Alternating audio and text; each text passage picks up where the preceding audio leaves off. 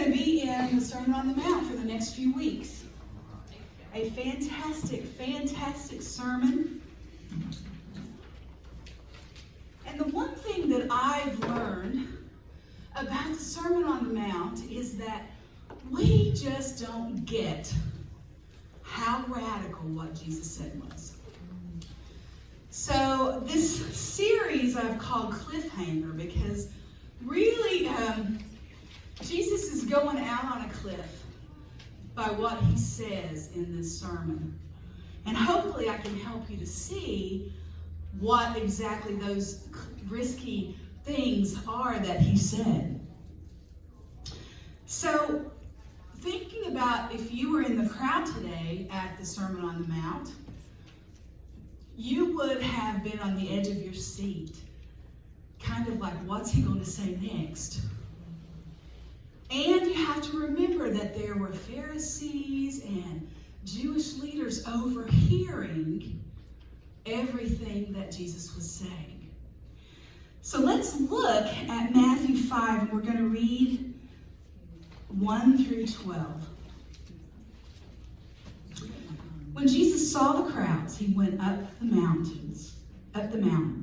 And after he sat down, his disciples came to him. So he was talking to his disciples, but they drew a crowd. He began to speak and taught them, saying, "Blessed are the poor in spirit, for theirs is the kingdom of heaven. Blessed are those who mourn, for they will be comforted.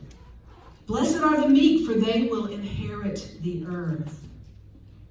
Blessed are those who hunger and thirst for righteousness, for they will be filled. Blessed are the merciful, for they will receive mercy. Blessed are the pure in heart, for they will see God. Blessed are the peacemakers, for they will be called children of God.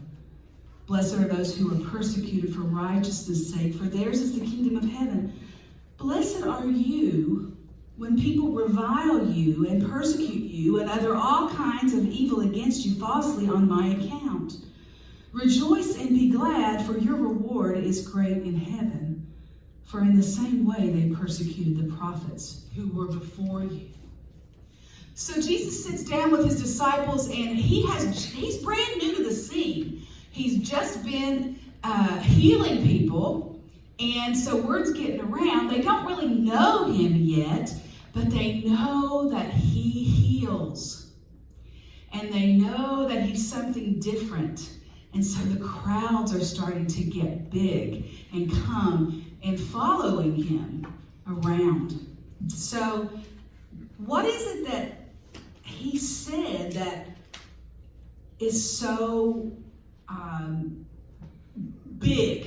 Well, first of all, let me say that oftentimes when you translate the word that they translated as blessed, it can also be translated as happy. Happy are the poor in spirit, for theirs is the kingdom of heaven. So, just the day before, Jesus was in the synagogue, and it says in Matthew 4 that he healed every disease and affliction among the people.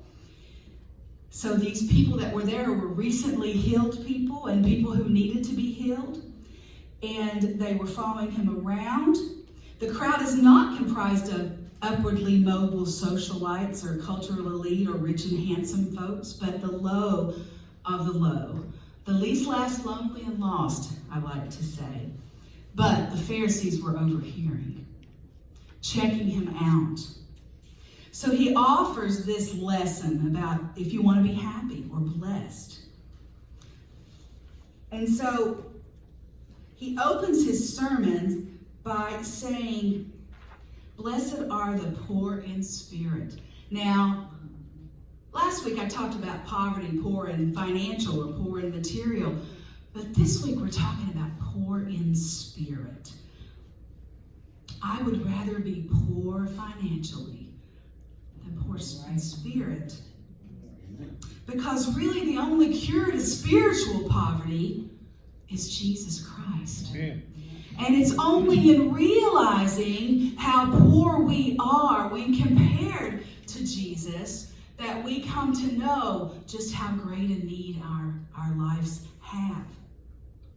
And have you come to a place in your life where you've realized to be poor in spirit means that you are absolutely incomplete without a relationship with Jesus? That you are broken and only He can fix it. That you are humbly at the mercy of Jesus Christ when you are poor in spirit. And the difference between some of the people in this story today is that some of the people realized they were poor in spirit and some of the people didn't. We are poor in spirit if we realize our need for Jesus.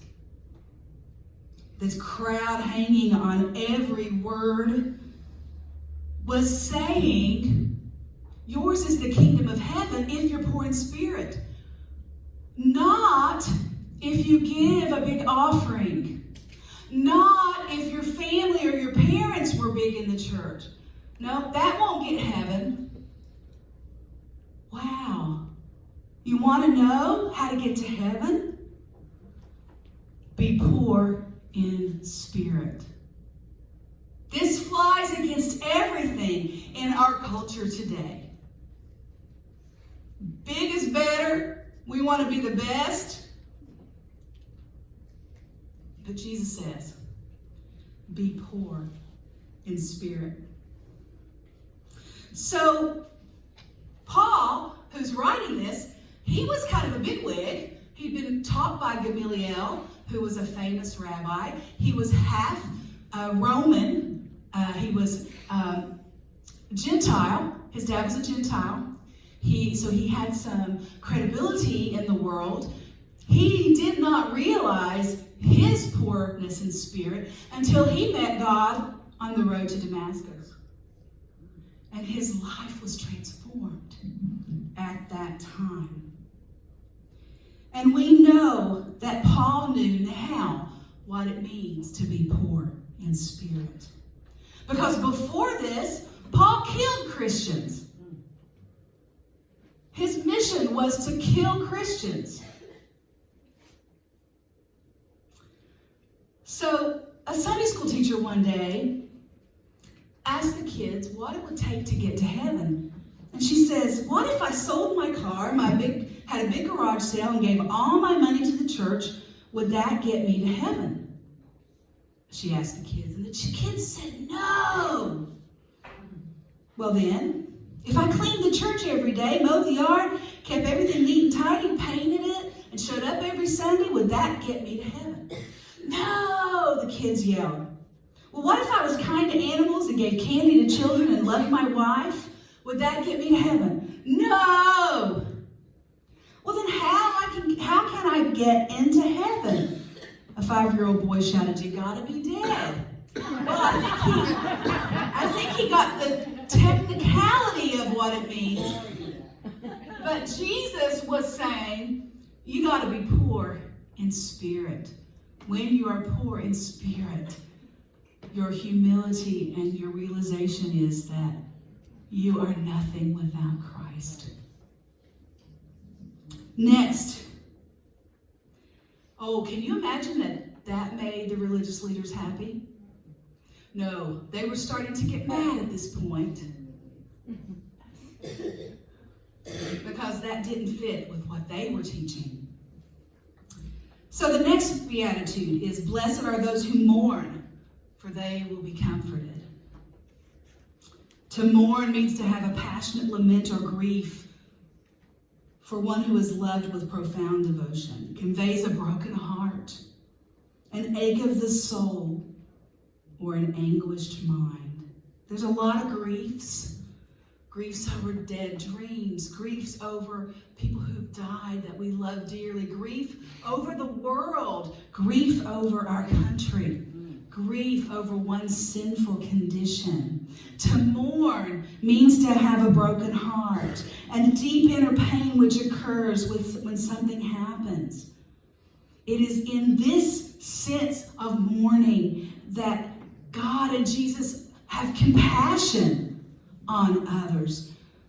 It's one might say, how blessed are those who care intensely for the hurts and sorrows of others. What do we know? We know that Jesus knows that he was tempted in every way we are, and that he is at the throne of grace so that we can approach boldly because he is there with confidence on our behalf. And that the promise for those who mourn in grief over sin and its impact, they will be comforted because what? Jesus wipes away every tear from our eyes. He takes the third beatitude and redefines who will inherit the earth. That's later. Meek will inherit the earth, but the mournful will be comforted. So, we who know real grief and real sorrow can find comfort from Jesus. So, blessed are the meek, number 3, for they will inherit the earth. So, basically, Jesus is saying the bullies are not going to inherit the earth. It's going to be the meek. The Roman Empire is not going to inherit the earth. What? You're stepping on toes now. This was radical. The dictators of the world will not inherit the earth. Now, this is not blessed are the meek, for they will become doormats. No. Meek is translated as gentle, but it doesn't mean without power. So there's this line. I'm going to be meek, but that doesn't mean I'm a doormat. Carefully chosen words soothe strong emotions. They can be meek. A wild stallion that has been tamed, brought under control, is described as being weak. Moses was described as being meek in Numbers 12:3. And we know that Moses did mighty things. So it's a Christ-like character, this meekness. Jesus said, take my yoke upon you, for I am gentle and humble in heart, and you will find rest for your souls. For my yoke is easy and my burden is light. Peter's writing in 1 Peter 3:15, be prepared to give an answer for the reason for your hope with gentleness and respect. Meek will inherit the earth. Now, this is really hard for me right now. Because I feel like, as Christians, going along to get along is being complicit in evil in the world. It is a fine, fine line. The thing that comes through my mind over and over and over, the good Christians of Germany, as things were happening, were they faced with going along to get along, or were they thinking, speaking the truth in love? I do not want to compare anybody politically to Nazis, okay? But I just think my battle is, do I make the effort, or do I just go along to get along? I don't know the answer. Do you guys have an answer? Go ahead, Sharika. I'm learning. That's what I'm Yeah. raising my hand. Do you just do, I was just thinking, like, just do as much as you can, because you're going to keep going through tests, obstacles, if that's what you want to do, if God will put you through. But keep doing what you're here to do for, because you're going to get it over with, you know? Mm-hmm. You'll be in a better place at the end. So you do what it is, or you're going to go through that same, you're going to learn it over and over again, or it can be even different, or it can be with another. So persistence is key. Generation. Okay. You know, so that's how I learned. That's what I've learned, and that's what I'm saying. I'm like that, something like that. So what do you say? Persistence is key. Persistence is key. Yeah. Okay. Speaking the truth in love, meekness is not doormat. I think maybe part of the answer is choosing your battles wisely.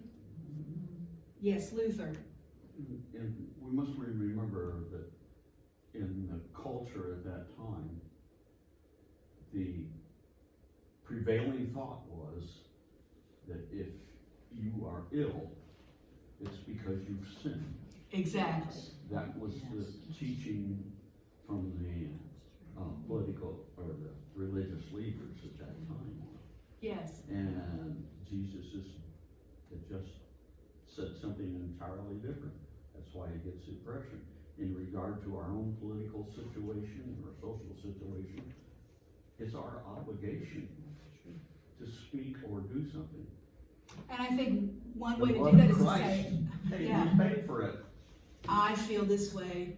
We can choose to disagree. We don't have to agree to be in relationship. Right. Yeah. Okay. So, the next one is blessed are those who hunger and thirst for righteousness, for they will be filled. Field. That's West Virginia for filled. I've never been able to say that word. So you're blessed when you've worked up a good appetite for God. He is the food and the drink and the best meal you will ever eat.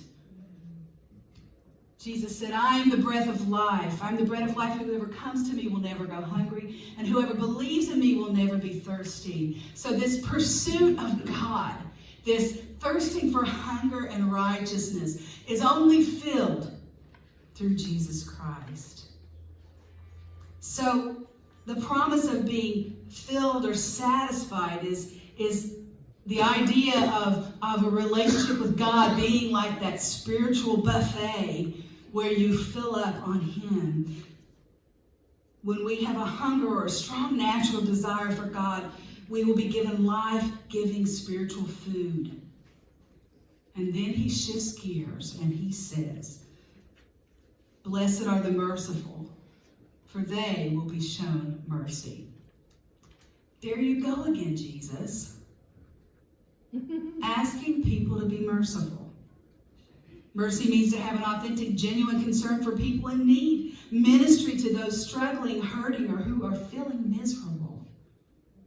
We're to offer empathy and compassion and help under the distressing blows of adversity and hardship. Jesus was the Father of compassion and mercy. And the Bible is full of examples of people who showed mercy. David to Saul, Daniel for his people, Christ to sinners. Jesus says, and let's look at 1 John 3:17. 1 John 3:17.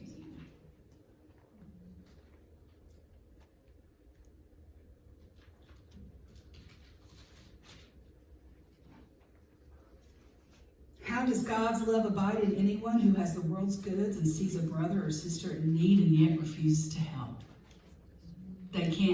You can't have that attitude and have the love of God in you.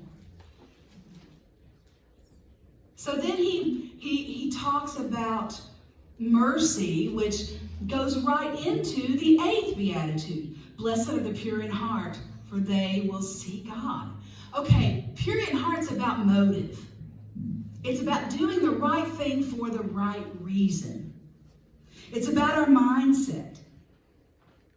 Our staying pure in the eyes of God in our heart. And Jesus, all through Matthew 23, just 2 chapters before this, man, he gives the religious leaders what for. Oh my goodness, it is very, very, very scathing. In Matthew 23, actually it's a little bit later. Matthew 23.